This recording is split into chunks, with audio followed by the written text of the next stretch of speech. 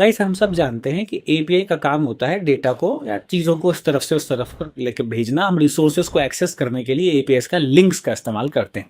अब इन एपीआई से डेटा इधर से उधर जब जाएगा, क्लाइंट से सर्वर पर जब जाएगा, तो अक्सर ये कन्फ्यूजन होता है कि आखिर ये डेटा वहाँ क्या किस वजह से गया है।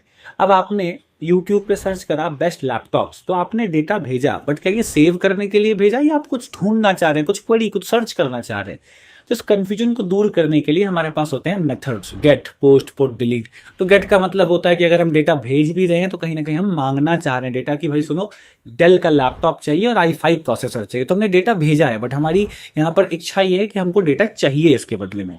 और हमने बोला कि हे दिस पोस्ट इज नाइस, तो अभी छोटा सा डेटा है बट ये हमने कमेंट किया है किसी की पोस्ट पर, तो ये सेव होने के लिए गया है, ये पोस्ट एपीआई है।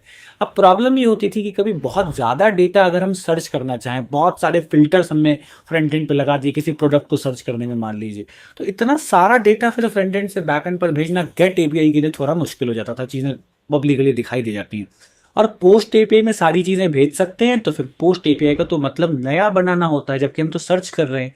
तो इसीलिए एचटीटीपी ने एक नया मेथड लॉन्च करा है विच इज कॉल्ड क्वेरी, जिसका काम ही ये है कि आप बहुत सारा डेटा फ्रंट एंड से बैकएंड पर भेजिए, और इसका मतलब फिर भी बैकएंड यही समझेगा कि भाई ये तो सर्च होने के लिए आया है, किसी प्रकार का कोई कंफ्यूजन क्रिएट नहीं होगा। तो एक नया मेथड है जिससे सर्च करना बहुत आसान हो जाएगा।